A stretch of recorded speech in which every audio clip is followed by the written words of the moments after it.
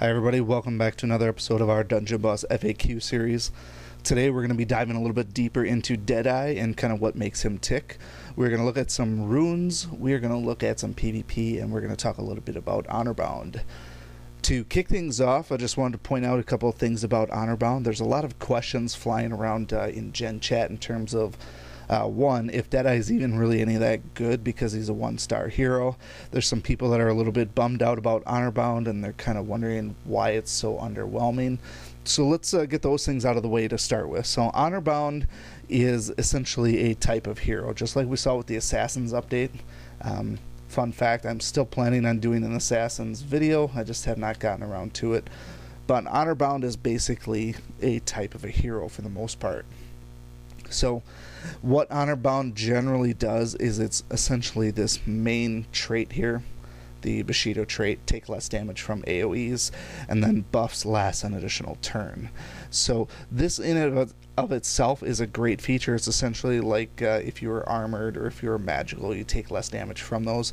It's basically also like if all of the enemies' AoEs always have Kai's Drenched on you. And now in terms of total damage reduction, I've seen variation, but usually I think with skill amounts to around 50 to 55% reduction. So it's actually pretty great in terms of damage reduction. That's about all you're going to see from the normal Honorbound trait. Now, if you are one who follows forums, this isn't going to be that shocking to you. Honorbound, they said flat out on the forums that this was not meant to be a team. So those of you that are wondering what's the best Deadeye team out there, or what's the quote-unquote Honorbound team, that logic is unfounded. There is no Honorbound team that you want to use. If you want to take all four of the Honorbound guys and run them together in a PvE dungeon, by all means go ahead and do so. You're not going to get a lot of great synergy or extra bonus effects on there.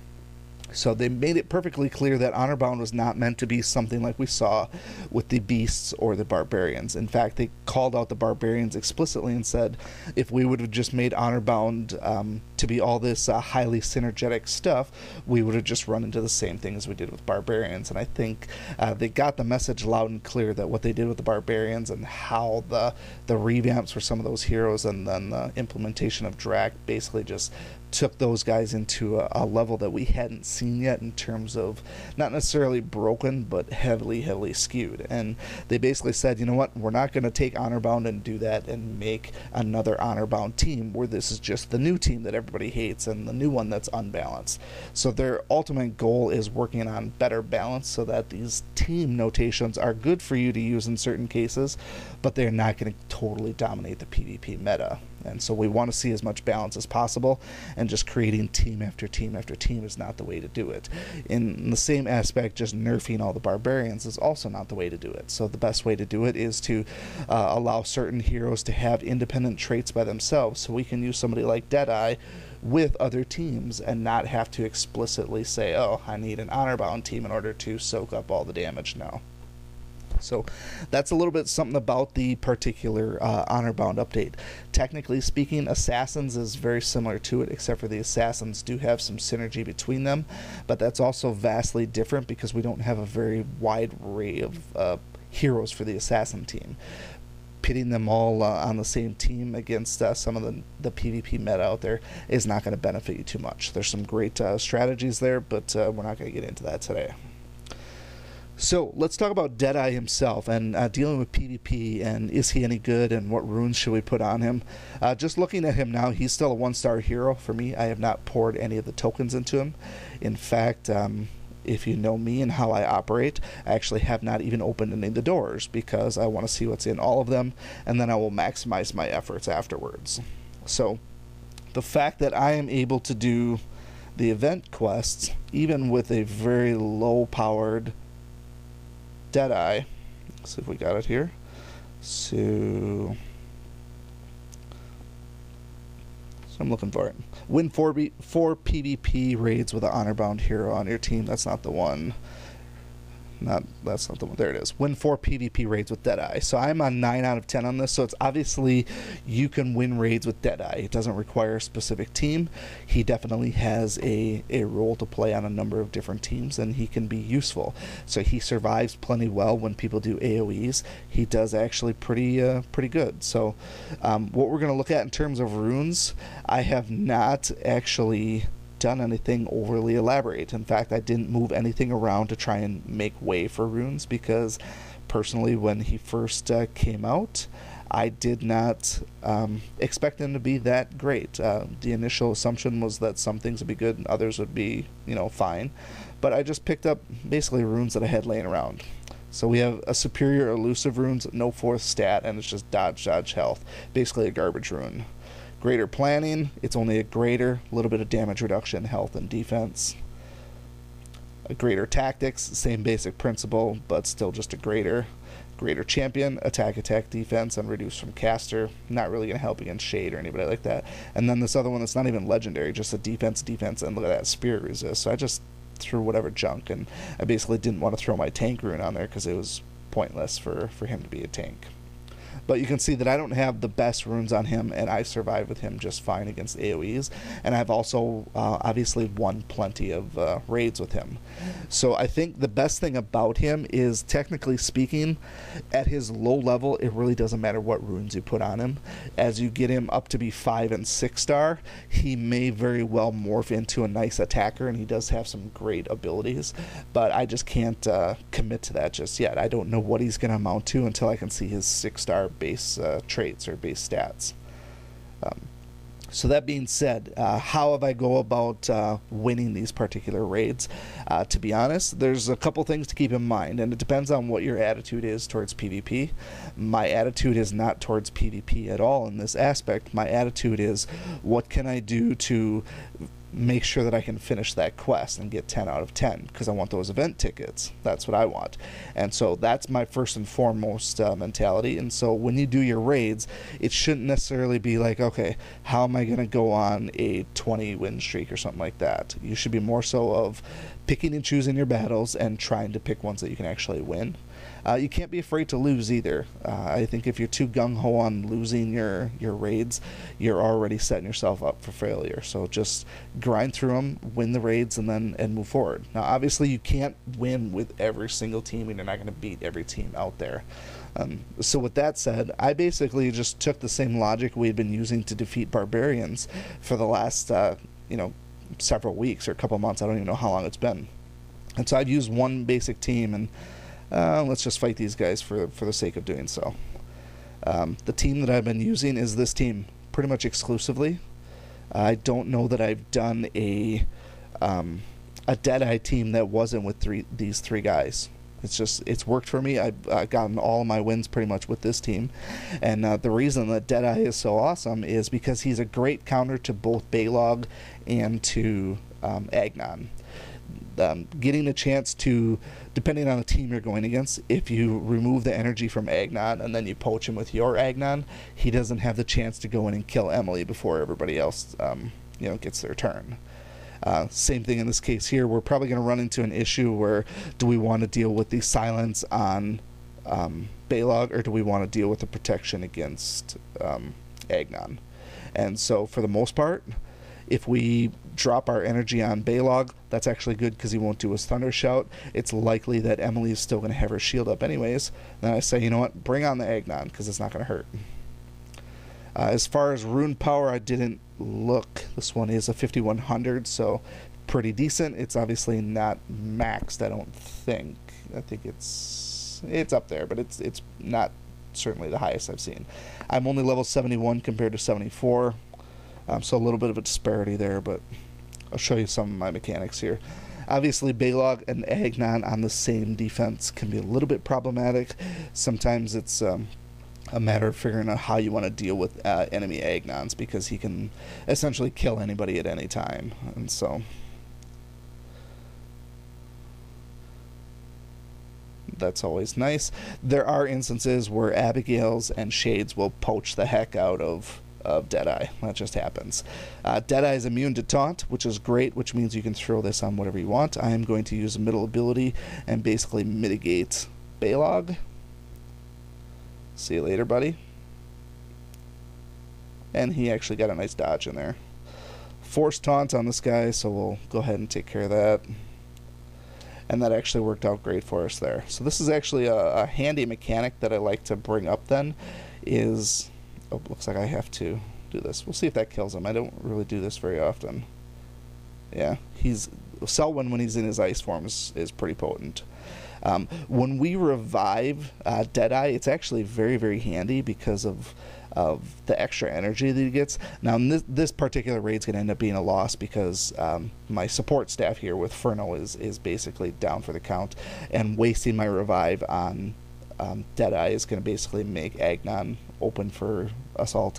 Not a big deal, though, but I wanted to show you what happens when we res him, because a couple of neat things happen. One, he's got 2 abilities up, which is great, so we hit everybody for lack of healing, and depending on the team you're going against, great.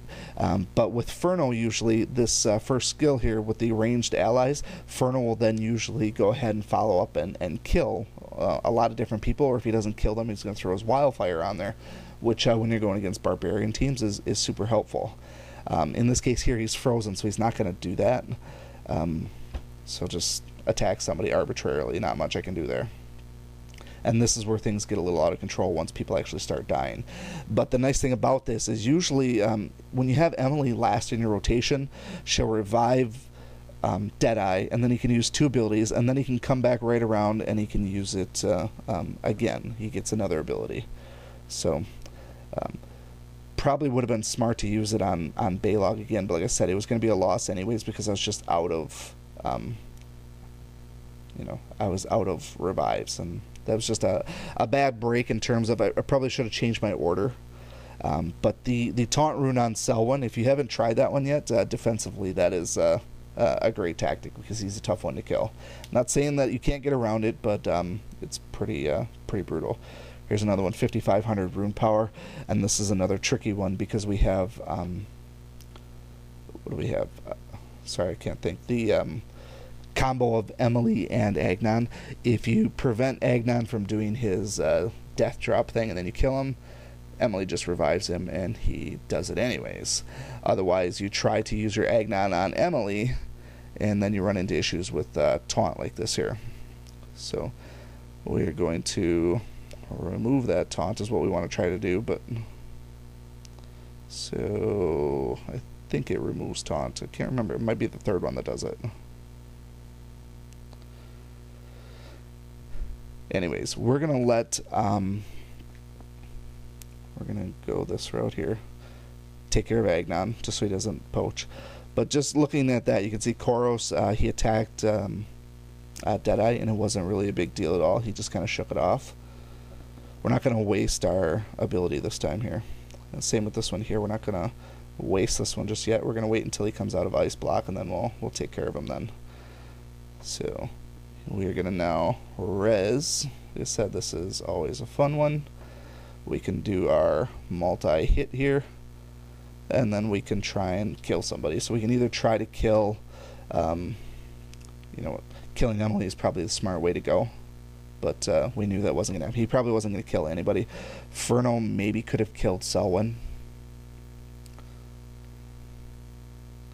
And there goes Agnon. Alright, let's do some killing here. There goes Emily. Now, it's just a matter of surviving a turn or two. Which they have actually a very strong Selwyn too. There goes those 2 guys, and then he's going to be dead. Now, I'm not trying to mislead you. Like I said, you can win with this team, and I have all the time. And I may actually win anyway, so how about that? He's got the... Yeah, I won't kill him here, but sometimes get lucky like that. Well, I get lucky anyways.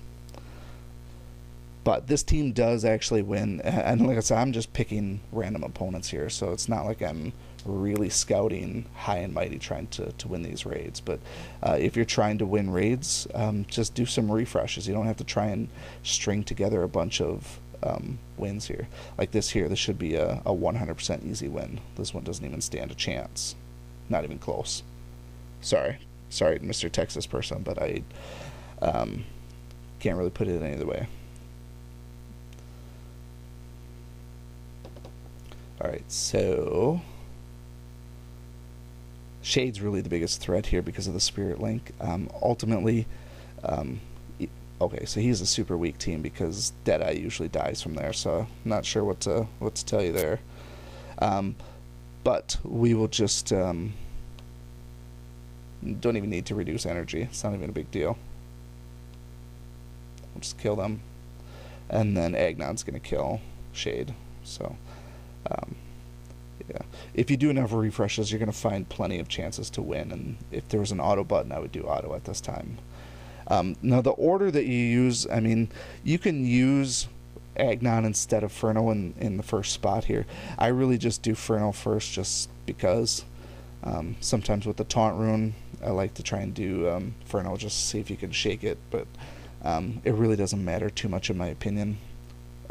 But Agnon first could be helpful, at least when you get to the second and third turns. But anyways, I wouldn't be looking to beat specific teams with Deadeye. As you start to ultimately level him up and get more stars, he will obviously be more potent. At this point here, I think it's just getting by with existing teams, and like I said, don't focus so much about stringing wins together.